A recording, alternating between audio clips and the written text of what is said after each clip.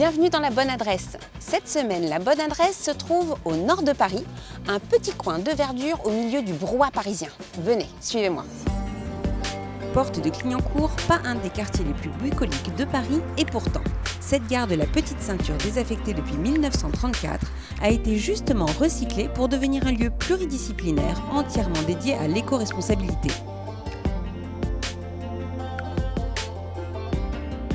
À la recyclerie, on trouve un atelier de bricolage et de réparation, un café-restaurant, des terrasses et des quais pour un arrêt farniente ou une correspondance ferme urbaine. Ici, on lutte contre l'obsolescence programmée. On peut faire réparer son vieux transistor, on peut emprunter des outils et surtout s'inscrire à des ateliers pour apprendre à bricoler. Dans la salle des pas perdus, on ne perd pas son temps avec plus de 1000 événements par an. Tout le monde vient travailler, échanger et surtout pour grignoter. Au restaurant, on peut déjeuner ou dîner des plats maison entre 8 et 12 €. Les recettes sont réalisées à partir des légumes et des herbes aromatiques en partie cultivées sur les quais. Les desserts sont sucrés au miel récolté sur le toit végétalisé et les boissons sont préparées sur place. Lorsque vous avez terminé, à vous de trier vos déchets pour nourrir les poules qui en absorbent pas moins de 4 tonnes par an ou participer au compost qui servira d'engrais aux plantations du jardin. Alors justement, partons pour la ferme, il suffit de descendre une volée d'escalier pour être totalement dépaysé.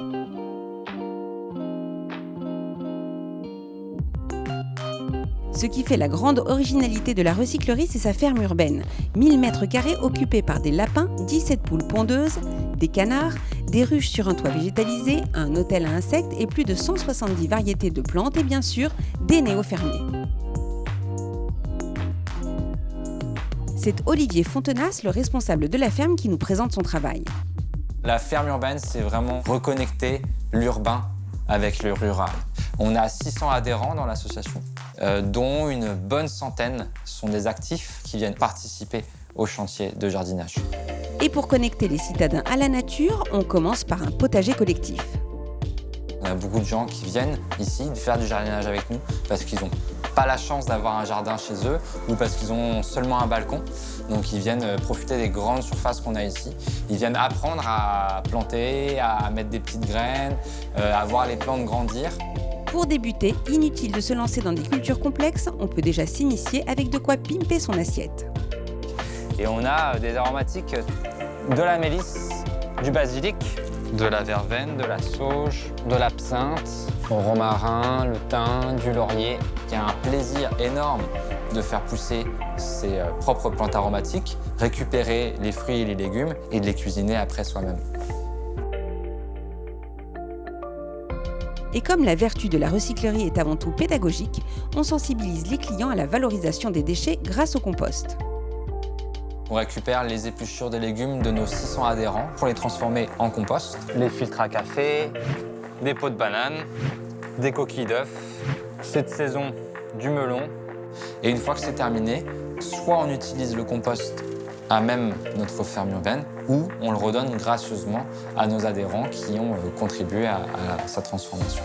Hop. On sent bien la chaleur là. On revalorise en moyenne 8 tonnes d'épluchures de légumes. Ça veut dire qu'on a récupéré 8 tonnes d'épluchures de légumes de nos adhérents. La ferme urbaine, c'est une vie de quartier, un lieu de rencontre entre différentes générations, différentes nationalités qui viennent faire du jardinage. Et ce qu'on espère le plus possible, c'est que les personnes qui viennent ici s'instruisent, s'inspirent et fassent la même chose chez eux. La recyclerie, c'est 83 boulevard Ornano dans le 18e. C'est ouvert tous les jours. Le restaurant est accessible de midi à 15 h et de 17 h à 22 h 30. Pour y aller, métro Porte des Clignancourt, bus 85 et 56 et tram T3.